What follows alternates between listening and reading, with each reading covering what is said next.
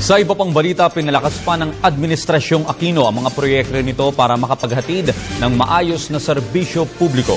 Patunay rito, inaprubahan na ng Pangulong Aquino ang mahigit 60 bilyong pisong proyekto para sa transportasyon, infrastruktura at programang pangkaunlaran. Para sa detalye, balitaan mo kami, Rocky Ignacio. Inaprubahan ni Pangulong Aquino ang 9 na mahalagang proyekto matapos ang pulong sa NEDA sa Malacanang. Umabot sa 62.3 bilyong pesos ang mga proyekto para sa supply ng tubig, infrastruktura, transportasyon at pangkalusugan. Layunin nitong pabutihin ang serbisyo at programang pangkaunlaran ng pamahalaan. Kabilang na dito ang 2 proyekto para tiyakin ang kasapatan ng supply ng tubig sa Metro Manila at kalapit rehiyon sa ilalim ng Public-Private Partnership o PPP at Asian Development Bank Loan. Ang 18.7 bilyong peso Kaliwa Dam Project at 5.8 bilyong peso Angat Dam Water Transmission Project. Habang umabot naman sa 653 milyong pesos ang Malinaw Dam Improvement sa lalawigan ng Bohol na napinsala ng malakas na lindol.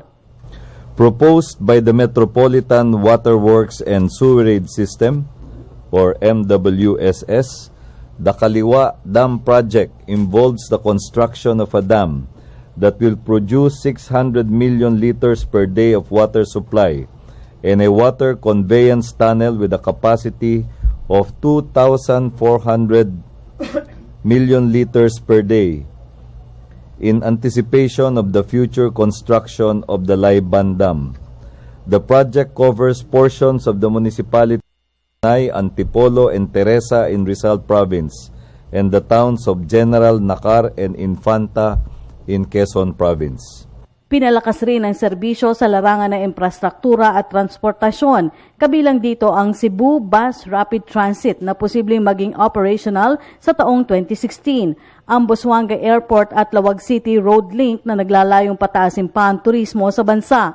Inaprubahan na rin ang implementasyon ng LRT2 Operations and Maintenance Projects. Also approved for implementation was the bidding out of the LRT2 Operations and Maintenance Project estimated at 16.5 billion pesos in order to increase operating efficiency from the present level of 67% or 6 out of 18 train sets operational daily to 95% availability of the total LRT2 fleet.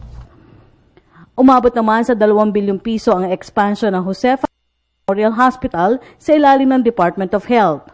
This will buttress the Department of Health's efforts to meet the country's Millennium Development Goal or MDG of reducing the rate of infant and maternal mortality at childbirth.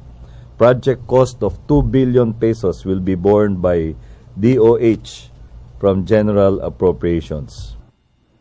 Kasama rin sa mga inaprubahan ng Master Plan ng Development ng Clark Green City. Ilan anya sa mga proyekto ay makukumpleto sa susunod na administrasyon. Magkagayunman determinado anya ang Aquino Administration na mabilisin ang proyekto na hindi naman masasakripisyo ang mga kalidad nito. We are determined to speed up the implementation of these vital projects. Given the fact that by the end of this month, this administration will have exactly only 2 years left of its term. So the determination is there, the desire to improve project implementation is, and we are creating a lot of citizen awareness so that there will be monitoring of the progress of these projects and pressure to get these projects done at the soonest time in the right way. Para sa Telebisyon ng Bayan, Rocky Ignacio.